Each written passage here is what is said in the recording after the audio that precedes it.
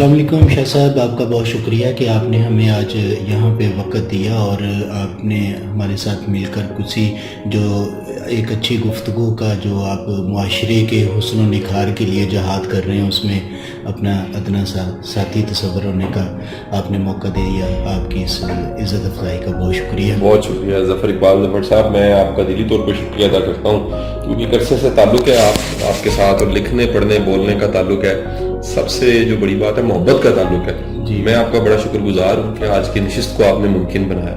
جی بہت شکریہ شاہ جی. ہمارے کچھ معاشرے کے اندر اس وقت جو تلخیاں چل رہی ہیں اس میں رشتوں میں اور آپس کے حسن سلوک بڑے متاثر ہوئے پڑے ہیں. ایک ذہنی تناؤ کا شکار ہوا پڑا ہے معاشرہ، جس میں بے روزگاری اور مہنگائی کی وجہ سے کافی حسن مجروح ہوا پڑا ہے. تو اس حوالے پہ آپ کیا کہنا چاہیں گے کہ معاشرے کو کیا طرز حسن اپنانا چاہیے کہ جس سے کچھ خوشگوار فضا قائم رہے؟ ظفر صاحب بڑی مہربانی. میں اصل میں ایک ہے سیاست اور حکومت کے حوالے سے گفتگو، اس پہ تو کوئی بڑا قابل بندہ جس کی وہ ایکسپرٹیز ہے تبصرہ دینے کی، رائے دینے کی، وہ دے سکتا ہے. لیکن میں کولیکٹیو کسی بھی سماج کے حوالے سے بات کروں، اس ہمارے معاشرے میں بہت بڑا جو چیلنج ہے وہ لوگوں کا اتنا معاشی نہیں ہے جتنا اخلاقی مسئلہ ہے. بالکل. اور معاشرتی مسائل ہمارے زیادہ ہیں، یعنی معاشرت اور اخلاقیات یہ شدید متاثر ہوئی ہے.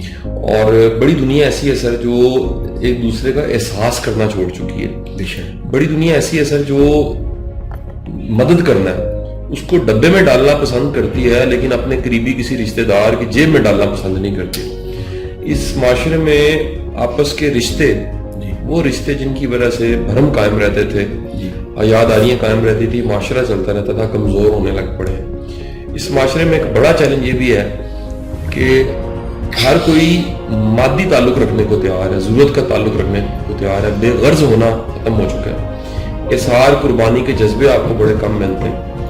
ایون کہ جو مدد کرنے والے لوگ، ادارے ہیں، وہ بھی کاروباری شکل اختیار کر چکے ہیں. اور بڑے دکھ کے ساتھ یہ کہوں گا کہ پیشہ ور بیکاریوں کی تعداد بڑھ چکی ہے. تو لازم نہیں ہے کہ پیشہ ور بیکاری کسی آپ کو اشارے پہ ملیں. آپ کو سوٹڈ بوٹڈ بھی مل سکتے ہیں، تقریبات میں مل سکتے ہیں. کہ وہ لوگ ہیں جو بیکاری ہونے پہ انہیں شرم نہیں آتی اور اس سے ضرورت مند کا حق مارا جاتا ہے. تو اس معاشرتی بگاڑ کی وجہ سے یہ سارے کے سارے تو پھیلی ہیں جو فائدہ اٹھا رہے ہیں، اور اصل ضرورت مند جو خاموش ضرورت مند ہے، جو سفید پوش ہے، اس تک اس کا حق نہیں پہنچتا. دوسرا ہمارا معاشرتی مسئلہ یہ بھی ہے کہ معاشرے میں شکر گزاری کا جذبہ نہیں ہے. لوگ اللہ کے شکر گزار نہیں ہیں، بندوں کے شکر گزار نہیں ہیں، قدردانی نہیں ہے، جو ہے اس پہ راضی نہیں ہے. کافی کتنا ہے یہ ایک بہت بڑی ڈیبیٹ ہے. یہ کبھی بھی ہم طے نہیں کر پاتے. تو اتنا زیادہ بھی نہیں چاہیے ہوتا ہے جتنا ہم خواہش کیے بیٹھے ہوتے ہیں، اور ہماری خواہشیں جو ہیں وہ لالچ کا روپ دھار لیتی ہیں. اس کی وجہ سے بھی سکون ختم ہو جاتا ہے. دنیا کا کوئی لالچی بندہ معلوم متا ہونے کے باوجود بھی سکون حاصل نہیں کر سکتا. سکون کے لیے ضروری ہے کہ اس کے پاس شکر گزاری کے جذبات ہوں. تیسرا حصہ سر جو بڑا امپورٹنٹ بن جاتا ہے وہ توکل خدا ہے.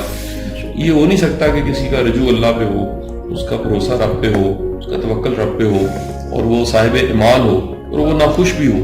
وہ یقینی بات ہے کہ اپنے رب پہ توکل اور بھروسہ کر کے بڑی بہتر حالت میں وہ چلا جاتا ہے. ذہنی طور پہ اس کی کیفیت بہتر ہو جاتی ہے. اسی لیے حکم آپ سے اپنے سے نیچے دیکھو.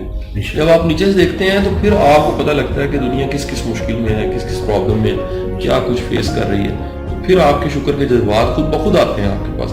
پرابلم یہ کہ سارے اوپر دیکھ رہے ہیں، اور اوپر دیکھنے سے فرسٹریشن پیدا ہوتی ہے، اور اوپر دیکھنے سے پھر مسائل پیدا ہوتے ہیں اور جو آپ کو کامن نظر آئے. بالکل مجھے بھی دیکھنا چاہیے. بہت اچھا آپ نے جو مرہم رکھا ہے اپنی گفتگو کا معاشرے کے زخموں پر، یہ بالکل ایسا ہی دوا مطلوب تھی.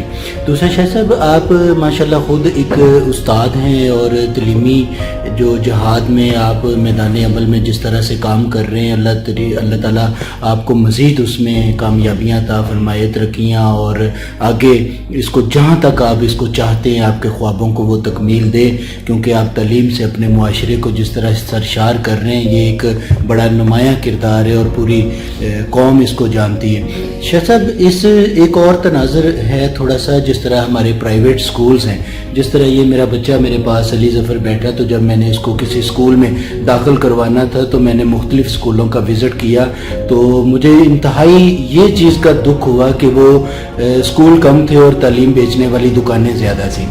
تو اس تلخ حقیقت کو جو ہے نا آپ کہاں تک دیکھتے ہیں؟ اور دوسرا، جب میں نے اس کا ایڈمیشن کروا دیا اور اس کے بعد پھر سکولوں کا جو رویہ والدین کی مسائل کو نہ سمجھتے ہوئے خود اپنے مسائل حل کرنے کے لیے ایک کاروباری صورت اختیار کر جاتا ہے، تو اس میں والدین کو کیا کردار ادا کرنا چاہیے، اور سکولز کو بھی جو اچھا خاصا بزنس کر رہے ہیں اس کے باوجود ان کو عام لوگوں کے لیے اپنا حصہ کس طرح سے ڈالنا چاہیے اور کتنا وہ ضروری ہے کہ وہ ڈالنا چاہیے؟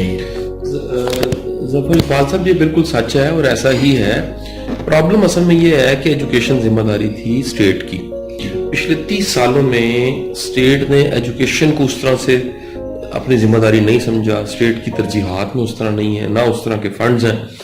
تو یقینی بات ہے جو پبلک سیکٹر کے سکولز ہیں، جنہیں گورنمنٹ سکولز کہا جاتا ہے، ان کا معیار جو ہے وہ بہت ہی نیچے گر گیا۔ دکھ کے ساتھ یہ کہہ رہا ہوں کہ گورنمنٹ سکول پڑھانے والا اپنے بچے کو پہلے پرائیویٹ سکول چھوڑتا ہے، اس کے بعد گورنمنٹ سکول جا کے پڑھاتا ہے۔ اور ہم سب جو والدین ہیں جنہوں نے بچے پڑھوانے ہیں، ان کے لیے ایک بڑا چیلنج یہ ہے کہ وہ معیاری تعلیم کہاں سے حاصل کریں، اپنے بچے کہاں بھیجیں۔ اور یہ 2-3-4 ہزار روپیہ جو ہم دے کے اسکول بھیج دیتے ہیں بچوں کو، یقینی بات ہے ان کے پاس بھی بہت زیادہ وسائل نہیں ہوتے۔